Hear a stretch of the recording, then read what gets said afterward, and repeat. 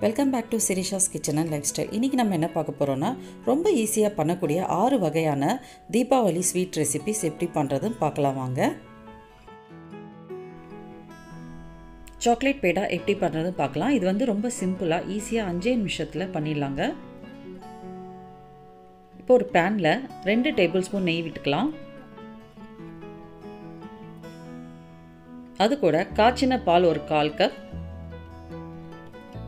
சர்க்கரையை பொடி பண்ணி வச்சுருக்கேன், அது ஒரு 1/4 கப். இப்போ இது எல்லாத்தையும் மிக்ஸ் பண்ணிடலாம். சர்க்கரை நல்லா கரைஞ்சிட்ட பிறகு பால் powder 1 cup, cocoa powder 2 teaspoon. இப்போ எல்லாத்தையும் மிக்ஸ் பண்ணிவிட்டு அடுப்பை வந்து லோ ஃப்ளேமில் வச்சுக்கலாங்க. கைவிடாமல் கிளறிட்டே இருக்கணும். நமக்கு பேனில் ஒட்டாமல் வரணும், அது வரைக்கும் கிளறணும். இப்போ பார்த்தீங்கன்னா பேனில் ஒட்டாமல் வந்துருச்சு பார்த்தீங்களா. இப்போ ஒரு பவுலில் ட்ரான்ஸ்ஃபர் பண்ணிக்கலாம். கொஞ்சம் சூடு ஆறிட்ட பிறகு இந்த மாதிரி பண்ணிக்கலாங்க.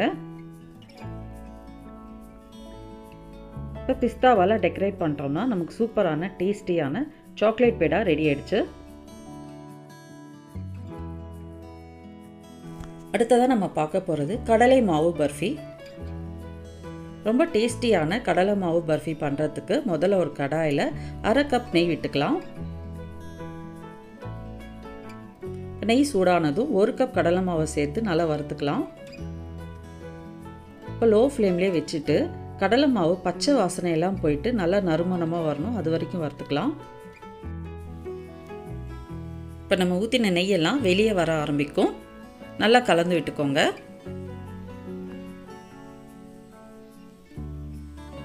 இப்போ எனக்கு ஒரு 10 நிமிஷம் கிட்ட ஆயிடுச்சு. நல்ல வாசனையாகவும் இருக்குது. இப்போ இதை சைடில் வச்சுட்டு அடுத்ததாக நம்ம சர்க்கரை பாகு ரெடி பண்ணிக்கலாம்.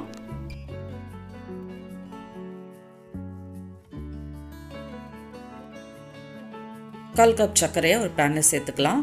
அது கூட 1/2 கப் தண்ணியை விட்டுக்கலாம்.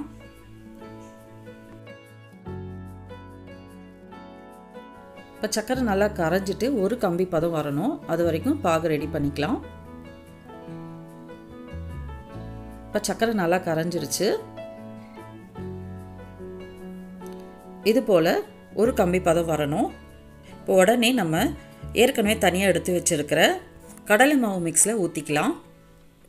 அடுப்பை வந்து லோ ஃப்ளேமில் வச்சுக்கலாம். இப்போ கடைசியாக ஏலக்காய் தூள் ஒரு 1/2 டீஸ்பூன் சேர்த்துக்கலாம். ஒரு 2 நிமிஷத்துலேயே நல்லா கெட்டியாயிடும்.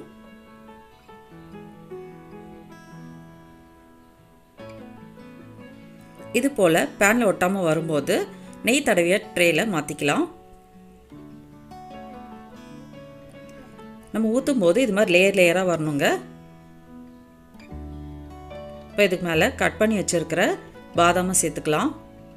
ஸ்பூனால் அமுக்கிக்கலாம். ஒரு 15 நிமிஷத்தில் நல்லா செட் ஆகிடும். இப்போ இது டீமோல்ட் பண்ணிக்கலாம். இப்போ இதை நம்ம குட்டி குட்டி ஸ்கொயர்ஸாக கட் பண்ணிடலாம். இப்போ சூப்பரான கடலை மாவு பர்ஃபி ரெடி ஆயிடுச்சு. இப்போ டபுள் லேயர் ரவா பர்ஃபி எப்படி பண்ணுறதுன்னு பார்க்கலாம். அதுக்கு ஒரு பேனில் 1/4 கப் நெய் ஊற்றிக்கலாம். இப்போ அது கூட 1 கப் ரவையை சேர்த்து பச்சை வாசனை போயிட்டு நல்ல நறுமணம் வர வரைக்கும் வறுத்துக்கலாம்.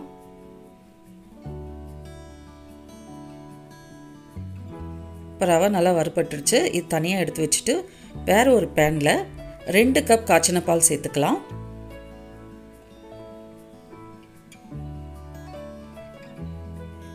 இது போல் பால் நல்லா பொங்கி வரும்போது நம்ம வறுத்து வச்சுருக்கிற ரவையை கொஞ்சம் கொஞ்சமாக சேர்த்து கலரிக்கலாம். அடுப்பை வந்து லோ ஃப்ளேமில் வச்சுக்கலாம். இப்போ பாலெல்லாம் நல்லா அப்சார்ப் ஆகிட்டு ரவை நல்லா வெந்துடுச்சு. இந்த சமயத்தில் 1 கப் சர்க்கரையை சேர்த்துக்கலாம். கைவிடாமல் கிளறிட்டே இருக்கணும். இப்போ சர்க்கரை நல்லா மெல்ட் ஆகிடுச்சு. கட்டி ஏதாவது இருந்தால் உடச்சிக்கோங்க.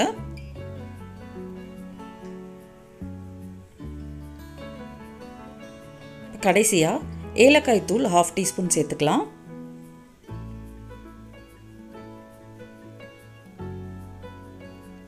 இது போல் பேனில் ஒட்டாமல் வந்துருச்சுன்னா ஸ்வீட் ரெடிங்க.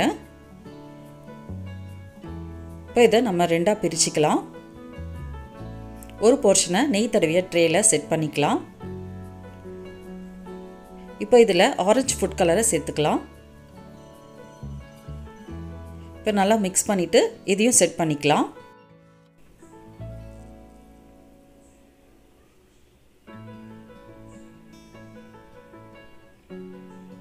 இப்போ இதுக்கு மேலே எடிபிள் சில்வர் லீவ்ஸை செட் பண்ணிக்கலாம். இப்போ விருப்பமான ஷேப்ஸில் கட் பண்ணிக்கலாம். இப்போ சூப்பரான double layer rava barfi ready ஆயிடுச்சு. அடுத்ததாக ஃப்ரெஷ் கோகோனட் லட்டு எப்படி பண்ணுறதுன்னு பார்க்கலாம். அதுக்கு கடாயில் 1 டீஸ்பூன் நெய் விட்டுக்கலாம். இப்போ இதில் 2 கப் துருவிய தேங்காயை சேர்த்து நல்லா வறுத்துக்கலாம். கலர் சேஞ்ச் ஆகணும் அவசியம் கிடையாதுங்க. தேங்காய் வந்து நல்லா வாசனை வர வரைக்கும் வறுத்துக்கலாம். இப்போ இதில் காய்ச்சின பால் 1 கப் சேர்த்துக்கலாம். இப்போ இந்த பால்லே தேங்காய் வந்து நல்லா குக் ஆகணும். ரொம்ப சிம்பிளாக பண்ணக்கூடிய ஸ்வீட் தாங்க, ஆனால் ரொம்ப டேஸ்டியாக இருக்கும்.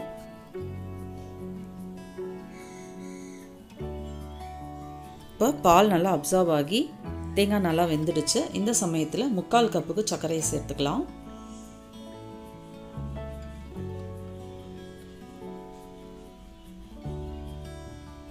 இப்போ சர்க்கரை நல்லா மெல்ட் ஆகி இலகிடுச்சுங்க.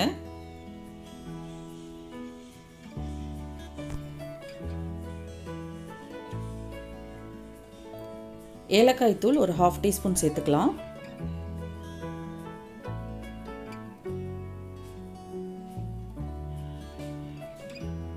இப்போ இது போல் உதிரி உதிரியாக வரும்போது அடுப்பு அணைச்சிக்கலாம்.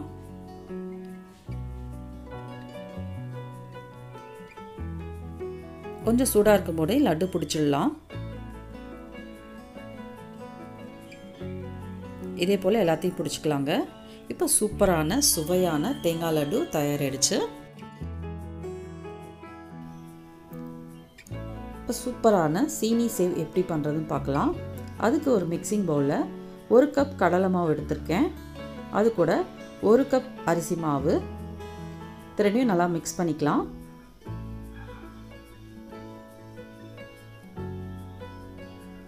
இப்போ கொஞ்சமாக தண்ணி ஊற்றி பிசைஞ்சுக்கலாம். இதில் 2 டேபிள் ஸ்பூன் சூடான எண்ணெயை சேர்த்துக்கலாம். இது போல் நல்லா சாஃப்டாக இருக்கணும் மாவு. இப்போ முறுக்கு அச்சில் பெரிய ஓட்டையாக இருக்கிறது எடுத்துக்கலாம். இப்போ முறுக்கு குழாயில் எண்ணெயை விட்டு தடவிக்கலாம்.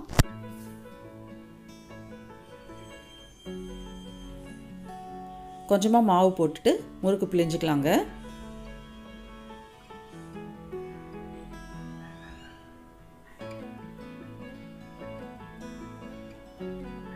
போட்ட உடனே திருப்ப வேண்டாம்.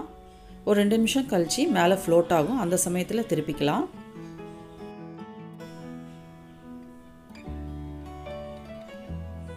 இப்போ திருப்பிக்கலாம்.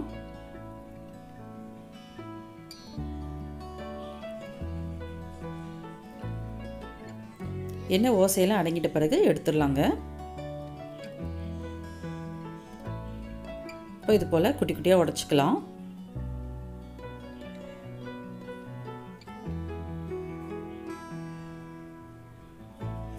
இப்போ எல்லாத்தையும் உடைச்சாச்சு. அடுத்ததாக சர்க்கரை பாகு ரெடி பண்ணிக்கலாம். அதுக்கு ஒரு கடாயில் 1 கப் சர்க்கரையை போட்டுக்கலாம். 1/2 கப் தண்ணியை விட்டுக்கலாம்.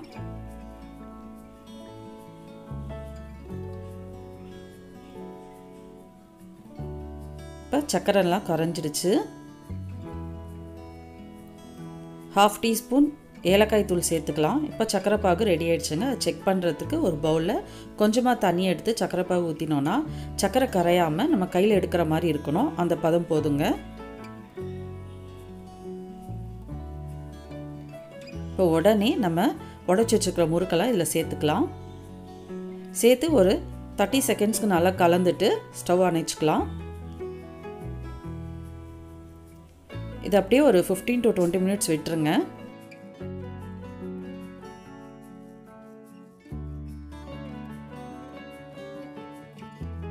இப்போ சூப்பரான சீனி சேவு ரெடி ஆயிடுச்சு.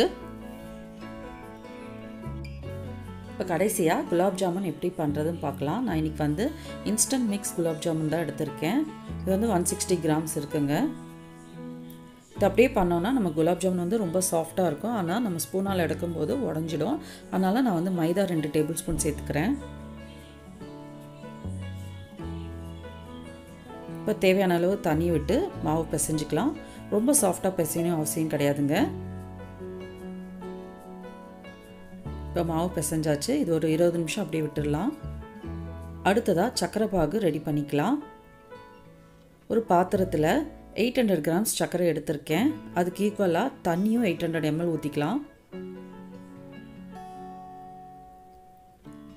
இது ஒரு 10 நிமிஷத்துக்கிட்ட நல்லா கொதிக்கட்டுங்க. சர்க்கரை நல்லா கரைஞ்சிடுச்சு. குங்குமப்பூ தண்ணியில் கரைச்சி வச்சுருக்கேன், அதை சேர்த்துக்கலாம். ஏலக்காய் தூள் ஒரு 1/2 டீஸ்பூன் சேர்த்துக்கலாம். இப்போ சர்க்கரை பாகு ரெடி ஆகிடுச்சு. இப்போ கொஞ்சமாக மாவு எடுத்து குட்டி குட்டி பால்ஸாக உருட்டிக்கலாம். கிராக்ஸ் எதுவும் இல்லாமல் பார்த்துக்கோங்க. இதே போல் எல்லாத்தையும் உருட்டிக்கலாம். எண்ணெய் காஞ்சோன்னே ஒன்று ஒன்றா போட்டுக்கலாம். குலாப் ஜாமுன் பண்ணும்போது எண்ணெய் வந்து லோ ஃப்ளேமில் தாங்க இருக்கணும்.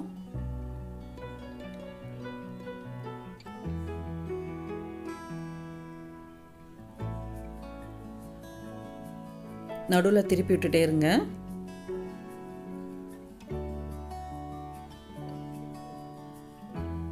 இப்போ கோல்டன் ப்ரௌன் வந்தோடனே எடுத்துடலாம்.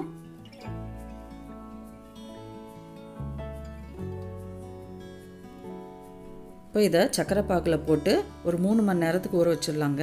அட்லீஸ்ட் ஒரு 1/2 hour இருக்கணும். இப்போ 1/2 hour ஆகிடுச்சுங்க.